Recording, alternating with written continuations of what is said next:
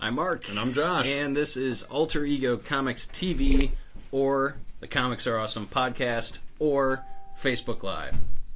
It's all those things. Wherever you happen to be. That's probably however you consume, we're here to give you content to consume. Josh just consumed his lunch, so if you find him, I don't know, making faces like he was trying to clean his teeth. Yes. Wow, this is not in the center, or the camera's not lined up. Anyway, okay, well, it is April 26th, I think. Seems legit. Yep.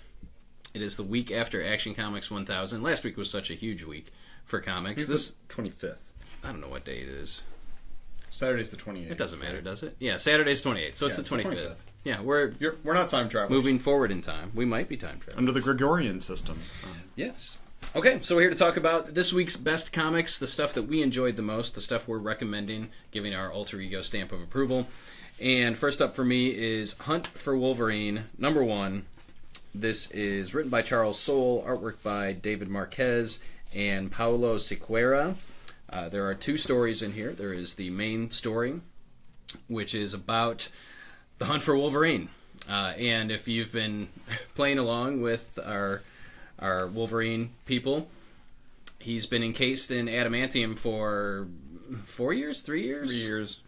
I don't even remember. Charles Soule wrote The Death of Wolverine, and Logan from the present day has been out of action. He's been encased in adamantium. He's been dead, according to every test that Hank McCoy, a.k.a. the Beast, could run. And now we see kind of the behind the scenes, what happened after he was encased in adamantium. What did the X-Men do? Was there a service? Was there, what happened? And our old pals, the Reavers, are back doing a mission for someone to abduct the entombed body of Wolverine.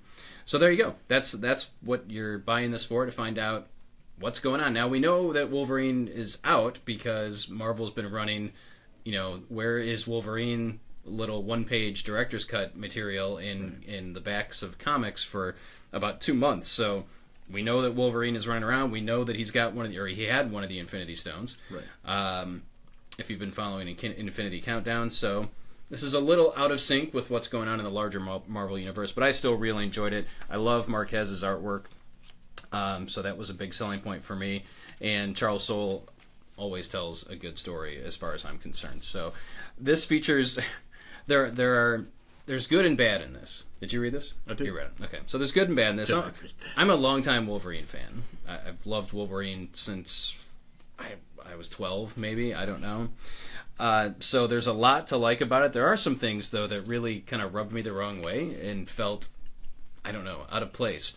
For example, the X-Men that are on this mission to fight the Reavers and to save their friend Wolverine, Nightcrawler, sure, Storm, yep, Colossus, right, Kitty, sure, and Firestar. Yep. Yeah.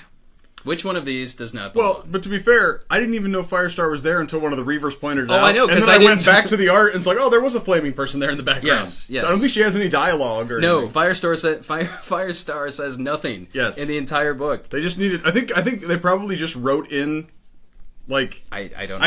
I think Marquez did the art and drew a flaming person in the background, like, oh, it's Sunspot or somebody or whatever, or Sunfire, and then they're like, no, this person's not here, and we'll just throw some dialogue in, it'll be fine. If you're an old school Wolverine fan, there is a lot to like. We get cameos by some members of Alpha Flight, we get a great heartfelt speech by Kitty Pryde, and then we get the backup story, which is Kitty realizing that Logan's body is gone, and she's recruiting people to help find him. And who does she go to first? Daredevil. Why? Because Charles Soule writes Daredevil. And because Daredevil loves mysteries? Apparently. Man, I love a good mystery, is his dialogue in here. He does love a good mystery, Wow. The second person she goes to, by the way, is Tony Stark, who is alive and well and has hair on his head and his beard and that sort of thing, which doesn't really coincide with what's going on over in the Iron Man book. So those are 2 things that jumped out at me that just kind of pulled me out of the story a little bit. Even with those detractions, it is my pick of the week. I thoroughly enjoyed it. I just have some questions. And I'm curious to see where this goes. Hi, Jess. Yes, she confirms it is the 25th. It is the 25th. That's how far we've evolved. We need third parties to I verify should have the realized date. that because Avengers Infinity War tomorrow. Right. So there we go. And just for those of you that are wondering, the hunt for Wolverine continues in 4 miniseries. The Hunt for Wolverine, Weapon Lost, which is Daredevil and his team searching for Wolverine. The Adamantium Agenda, which is Tony Stark, Iron Man, reuniting the New Avengers, the original New Avengers. Written by Tom Taylor. Tom Taylor. Who we love, and writes all new Wolverine right now. I should say Charles Soule is writing the Weapon Lost series with Daredevil. Claws of a Killer, which is kind of Wolverine's...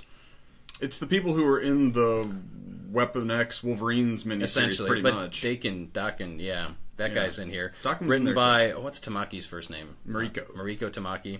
And then Hunt for Wolverine, Mystery in Madripoor, featuring featuring a gallery of Wolverine's lady friends, Jubilee, Domino, Psylocke, Storm, and Rogue, written by Jim Zub. So I would be a lot more comfortable if we didn't refer to Jubilee as Wolverine's lady friend. You're right. But... at least she has a different hairstyle in this backup, which is good. I was trying to figure out if she was still a vampire in this, because I was trying to set it chronologically, because that's young Jean Grey, who is off the table now? I believe so. I don't know. I don't know why it wasn't regular Jean Grey, since Jean Grey is around and has a much longer history with Logan. Right. We could literally discuss this for a half hour, I think. And again... It's really good. I enjoyed it, but there are definitely some red flags that went off, some questions. Mr. Soule, I have some questions. Anytime you do an event book, it's hard to cross into all the different things and line everything up. Yeah. So. Unless you're Stan Lee and write the entire universe by yourself. But it's good. It's good. It is good. I enjoyed it. What do you got? Also good. My pick of the week, all new Wolverine number 34. This is part 2 or 3? Part 2 of Old Woman Laura. It's in the future. Laura Kinney... X-23 Wolverine, whatever you want to call her, has found out that she is dying, and it's something her healing factor cannot overcome. She's going down, and she's going to take Doctor Doom with her. Sounds like he's the last man standing. He's the last villain left in a basically peaceful world where the heroes won. It's the antithesis of Old Man Logan's universe. And I just love the crap out of this. Written by Tom Taylor with art by Ramon Rosanas. Rosanna Dana. Mm-hmm. And it's great to see a leap forward in time, and we get to see a lot of the characters who are kind of this new wave of heroes now in the older condition. It's about menopause. Well, there are a lot of, like, the Avengers the End and the Hulk the End. There are a lot of future stories. Like Avengers Forever has some future elements in it. The Young Avengers. And... Old Man Hawkeye. Right, so we have versions of all those people running around, but we haven't seen a lot of the newer characters because that's not how time works. We can't write people who didn't exist when the books were written. So it's neat to see future versions of Gabby and Laura, and we see some other people who I love, who I won't spoil for you, but it's just really, really well written. Every issue of All New Wolverine is amazing. I will go to my grave telling people they should be reading this. I mean, not soon. Maybe soon. I don't know. After this podcast. No man knows the day or the hour, right? Yes. But so does Dr. Doom have his mask back? We haven't seen Doom in person, I don't think. Okay. He's got Doom bots. I mean, he's definitely Doom again. He's not... Well, that might be Doom bot. Yeah, I think most of what we've seen is Doom bots. I don't think we've seen actual Doom yet, so I don't know. All right. We'll stay in the future with Old Man Hawkeye, number 4, written by Ethan Sachs, artwork by Marco Cicchetto, and this is just a fun book. It's fun, even though the content is pretty heavy. Cicchetto's artwork is amazing. I mean, I will read any comic this guy draws. It's outstanding. The nice thing about this is it's got a lot of Easter eggs for old school Marvel fans. And by old school, it could be 80s and 90s is kind of what I'm shooting for, so old guys like me. I'm not old. Why do I do that? I mean, you're older than some people. I'm older than you. I'm older than probably most people people watching. So. And the only person watching is Jess, and I know I'm older than she is. So. Okay. But, yes, so we get Descendants of Kraven taking on Bullseye. We get some more Thunderbolts references and activity going on between Hawkeye and the Beetle, or Mach 5. And we get some more Venom. If you recall, Madrox, Multiple Man, has been possessed by the Venom symbiote. And we also get Madam Web, or whatever she's called now. That's not Madam Web. That's it is. Blindfold. Oh, Blindfold is the... From the X-Men. Right? Never mind. Yes, I thought it was what's her face. Oh, Jessica Drew? No. No, Jessica. No. The other Spider-Woman is Yes. the current Madam Web. Yes, that's what I thought it was. Okay, it's not. Sorry, my bad. Just amazing. I mean, unless he artwork. was just calling her blindfold as like a slight or something, or like a no, a great action sequence. A kid with an Ant-Man helmet. It's just so good. We get Turk as a bartender at a bar called Josie's. So if you're a Daredevil fan and you recognize Turk and Josie's, those are references from Frank Miller's run on Daredevil. How old is Turk now? Yeah, that looks about right. He's probably... This is 45 years in the future, right? I don't think it's 45 years, but that could be. Yeah, he looks like Alfred from Batman. Sure. Yeah. I have trouble with time. Okay. Obviously. So Old Man Hawkeye continues to be excellent. Fun read. I enjoyed it. I did too. It was really good. And if you want to stay in the world of issues, of alternate realities, we'll say, both All New Wolverine and Old Man Hawkeye are there. There's a twofer you might want to check out if that's what your jam is. Lockjaw 3. Not technically an alternate reality series. It's a mini written by Daniel Kibblesmith with art by Carlos Villa. And each issue has followed Lockjaw trying to run down some of his siblings who are, like him, teleporters, so they kind of wind up all over the place. We've been to the Savage Land, we've been all over. And this time, Lockjaw has gone so far as to be in another dimension. So we get to see the Spider-Ham-verse, and it is so much fun. Just so much fun. The Spider-Ham version of Lockjaw, or Lockjaw's sister who's in this universe, is great. And the dialogue, we have a version of the Wrecking Crew called the Wrecking Zoo, which includes my personal favorite, Smile Diver, which is the pile driver dolphin hybrid. Just 18 kinds of awesome. Much thought was put into that issue. Thunderbowl, which is an owl that's Thunderbolt, but I had to hit the owl so you could get the Thunderbowl is a different condition. That's what you got in Mexico, right? You got Thunderbowl? I got Thunderbowl. If you drink the water, you get Thunderbowl. And also in the alternate reality, Tim, and also in the super cute, we get Exiles #2, written by Saladin Ahmed with art by Javier Rodriguez. And the Exiles are a dimension-hopping team currently made up, well, they're not really a team yet, but they're getting together. Made up of Blink from our universe, or Blink from the Age of Apocalypse universe, who's the main Blink from the universe. We've got a future version of Iron Lad who never joined the Young Avengers and went back in time. We've got Kamala Khan, who's like a grizzled post-apocalyptic survivor general. And this issue, we pick up Valkyrie from Thor Ragnarok. Mm-hmm. And she is super kind of like 70s Simonson era Thor style Valkyrie. The dialogue's very Asgardian, very over the top. She's much more talkative than she was. Oh yes, she is. She smiles a lot. She's probably more. less drunk. She's very jolly. But then we also go to, I don't even know what this is, the kids universe. The mini Marvels or the... Is it the mini Marvels? I think so, yeah. Because they call him Mini Magneto, don't they? Okay, they do. But they kept mentioning pies. I wasn't sure. So we get Wolvie, the mini cartoon Wolverine from a universe where, Magneto steals pies and just wants everyone to be happy and friends. And it's obvious, awesome and fun, and just laugh out loud. Also, a quick shout out to the Thanos Annual this week. As an anthology series, you get a little bit of everything, but there is at least 2 stories in there that made me weep with laughter. Oh, very good. I'm surprised how much I'm enjoying Exiles. Yeah, because I didn't really care that much about the old Exiles. No, I don't. I couldn't even tell you. Yeah, but it was fun. Fun. Yep. All right. Invincible Iron Man number 599. We are 1 issue away from Bendis's final issue of Invincible Iron Man, and the search for Tony Stark concludes. We find Tony Stark here, and we kind of found him a little bit last issue, but this is just so well written. And once again, we have 2 pencilers for the different timelines. Bendis is the writer, and Stefano Caselli does the Iron Man universe stuff. Alex Maleev does the Doctor Doom Superior Iron Man stuff. We have had 2 stories going on the whole time, which are kind of complementary to each other, or parallel to each other. And I think he's the infamous Iron Man, or whoever he is. He's not the Superior Iron Man. That Whatever was he when is. Tony was mind swept. Oh yeah, that was a great series. That was Tom Taylor. It was. I liked it. I just have really enjoyed this run. A lot of times when you have a writer leaving in a final manner, the way Bendis is going to another company where he'll be exclusive, they tend to put all the toys back in the box. No. So it's like how it was when they left, or when they got there. That is not how Bendis did it. He drops smashing the crap out of the box. 2 bombshells before the end of this issue that are pretty impressive. So yeah, there's so much to love about this. And I love Caselli's artwork. That's a big selling point for me, is seeing him draw Tony and his mom and MJ and Riri and the whole gang. Actually, there are 3 bombshells, probably. 3 bombshells dropped in this one. Yeah, there's a bunch of them. Yeah. So, don't... if you haven't been reading Iron Man, I have to ask you why. Because it's been excellent.